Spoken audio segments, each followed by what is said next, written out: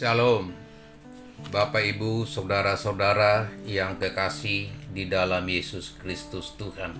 Pagi ini, Sabtu 4 Desember 2021, saya mengajak kita untuk merenungkan firman Tuhan yang dikeluarkan GKO di Indonesia dengan berpedoman pola 4M, menerima, merenungkan, melakukan, dan membagikan. Saya bersama istri dan anak saya Revika akan menyampaikan renungan ini secara bergantian dengan tema Yerusalem akan hidup dengan tentram.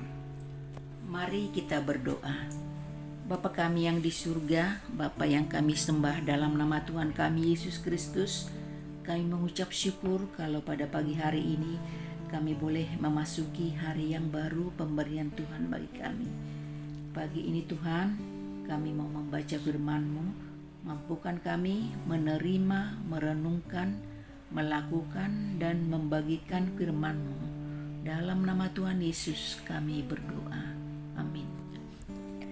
Firman Tuhan terambil dari Yeremia 33 ayat 16b. Dan Yerusalem akan hidup dengan tentram. Demikianlah firman Tuhan. Apa yang akan dilakukan Tuhan kepada umatnya Israel? Setelah 70 tahun orang Yahudi di pembuangan di Babel, Tuhan membebaskan dan mengembalikan umatnya ke kota Yerusalem untuk menikmati hidup tentram. Menurut kesaksian Alkitab, kota Yerusalem itu disebut juga kota Raja Agung, kota keadilan kebenaran, dan kota setia, kota kudus, kota Salem, atau kota damai. Keseluruhan umat Tuhan, tanda kutip Yerusalem, telah mendapat janji pemulihan. Tuhan sedang berkarya memulihkan lewat api pemurnian pembuangan. Dan dari sanalah akan lahir umat yang dipulihkan. Penggenapan nubuat ini akan terjadi ketika Kristus datang, ketika Kristus lahir di Bethlehem.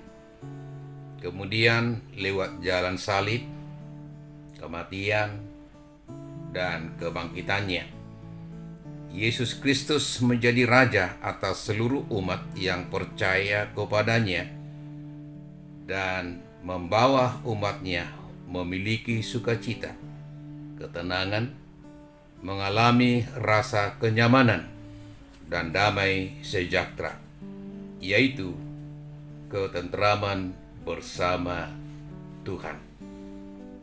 Inilah wujud nyata dari kasih Tuhan kepada umatnya yang berdosa. Bagaimanakah gambaran hidup tentram? Kata tentram dapat diartikan aman, damai, tenang, tidak dapat kekacauan, atau dapat menjalani kehidupan dan melakukan aktivitas dengan giat dan tenang. Kedamaian antara Allah yang kudus dan umat yang berdosa telah diadakan melalui kematian Kristus sebagai kurban. Pendamaian itu terjadi oleh darah salib Kristus. Lalu, bagaimana dengan kita umat Tuhan yang hidup pada zaman penantian ini? Apakah yang harus kita lakukan supaya kita dapat mengalami dan menikmati hidup tentram, aman, tenang, dan damai sejahtera? Kita harus hidup di dalam firman Tuhan dan siap melakukan kehendak Tuhan. Kita harus menjalin relasi yang baik dan persahabatan yang akrab dengan Tuhan. Kita harus hidup merendahkan hati di hadapan Tuhan. Hati dan pikiran kita harus dikuasai oleh Roh Allah, Roh Kudus. Benar sekali. Firman Tuhan di dalam Yesaya pasal 26 ayat 3 mengingatkan kita bahwa Allah akan menjaga damai sejahtera kita ketika pikiran kita percaya kepada Tuhan, yakni ketika pikiran kita mengandalkan Tuhan dan berpusat kepada Tuhan. Kiranya damai sejahtera yang melampaui segala akal akan memelihara hati dan pikiran kita dalam Kristus Yesus. Kita berdoa. Terima kasih ya Bapa kami yang di surga. Firman-Mu sudah mengingatkan kami. Biarlah hidup kami dikuasai oleh firman-Mu. Mampukan kami untuk melakukan dan membagikan kebenaran firman-Mu. Kepadamulah kami berserah diri. Di dalam nama Tuhan Yesus, kami berdoa dan mengucap syukur. Amin.